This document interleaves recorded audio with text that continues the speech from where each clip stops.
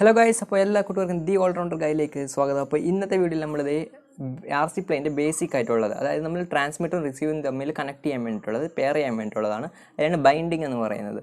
Okay, അപ്പം binding എങ്ങനെ ചെയ്യുന്നതെന്ന് നമുക്ക് നോക്കാം. ഓക്കെ, അപ്പം നമുക്ക് എന്തൊക്കെ സാധനം വേണമെന്ന് നോക്കാം. അത് കഴിഞ്ഞിട്ട് എങ്ങനെ ചെയ്യുന്നതെന്നും കൂടെ നമുക്ക് കണ്ടറിയാം. ഓക്കെ, അപ്പം ബൈൻഡ് ചെയ്യാൻ വേണ്ടിയിട്ട് ഇത് നമ്മൾ ട്രാൻസ്മിറ്റർ ഉണ്ട്. ട്രാൻസ്മിറ്റർ, അതിൻ്റെ റിസീവർ, അതിൻ്റെ ബൈൻഡിങ് കീയാണിത്. അത് കഴിഞ്ഞിട്ട് നമുക്കൊരു ESC വേണം, ബാറ്ററി വേണം. അപ്പോൾ നമുക്കിതെങ്ങനെ കണക്ട് ചെയ്യുന്നതെന്ന് നോക്കാം. അപ്പോൾ അത് ബൈൻഡ് ചെയ്യാൻ വേണ്ടിയിട്ട് നമ്മളത് ESC എടുത്തിട്ടുണ്ട്. സോ ഇത് CMOC 30A ESC ആണ്. ഇതിന് മുമ്പിൽ ഒരു XC60 കണക്ടർ കണക്ട് ചെയ്തിട്ടുണ്ട്. ഇതിൽ വരുന്ന കണക്ടർ വേറെ ആയതുകൊണ്ട്, കാരണം ബാറ്ററിക്കകത്ത് വരുന്നത് XC60 കണക്ടറാണ്. ഓക്കെ, അപ്പോൾ ആദ്യമേ നമ്മുടെ ESCക്കകത്ത് ഇതേപോലെ ഒരു 3 വയർ ഉണ്ടാവും. ഓക്കെ, അത് നെഗറ്റീവ്, പോസിറ്റീവ്, ഇത് സിഗ്നൽ വയറാണ്. ഓക്കെ, അത് നമ്മൾ ചാനൽ 3ലേക്ക്, അത് റിസീവറിലേക്ക് ചാനൽ 3ലേക്ക് കണക്ട് ചെയ്യണം. ഇതാണ് channel 3. So channel 3 white wire, അതായത് സിഗ്നൽ വയർ മേളിലേക്ക് വരുന്ന പോലെ. ഓക്കെ, അത് കഴിഞ്ഞിട്ട് നമ്മുടെ ബാറ്ററി ഇവിടെ പവർ സപ്ലൈ കൊടുക്കണം.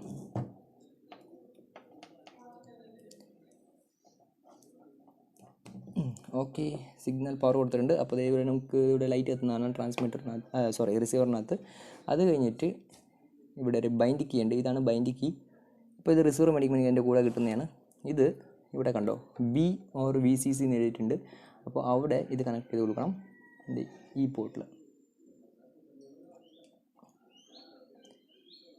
നമ്മളപ്പോൾ കണക്ട് ചെയ്തു. ഇത് കഴിഞ്ഞിട്ട് നമ്മൾ ട്രാൻസ്മിറ്റർ എടുക്കുക.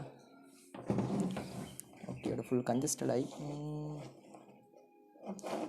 ഓക്കെ, ട്രാൻസ്മിറ്റർ എടുക്കുക, ട്രാൻസ്മിറ്റർ ഓൺ ചെയ്യുക.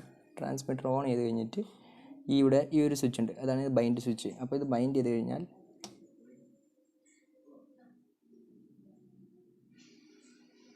ഓക്കെ, ബൈൻഡിങ് ആയിട്ടുണ്ട്. ഇവിടെ RX, ഒരു മിനിറ്റ്, ഞാൻ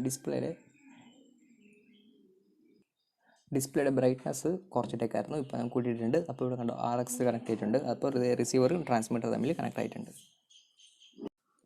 അപ്പോൾ ഈ സ്റ്റെപ്പ് ആകപ്പാടെ ഒരു പ്രാവശ്യം ചെയ്താൽ മതി. പിന്നെ എപ്പോഴും നിങ്ങളുടെ പവർ സപ്ലൈ, അതായത് റിസീവറിൽ പവർ സപ്ലൈ ഉള്ളപ്പോൾ ട്രാൻസ്മിറ്റർ ഓണാക്കി കഴിഞ്ഞാൽ ഡയറക്റ്റ് കണക്ട് ആവുന്നതായിരിക്കും. അപ്പോൾ ഇത്രേ ഉള്ളൂ, വളരെ സിമ്പിളാണ് ഇത് ബൈൻഡ് ചെയ്യാൻ. ഓക്കെ, പിന്നെ അടുത്തൊരു വീഡിയോയിലേക്ക് വരുന്നതായിരിക്കും. It's me Abhilash, signing out. Bye bye.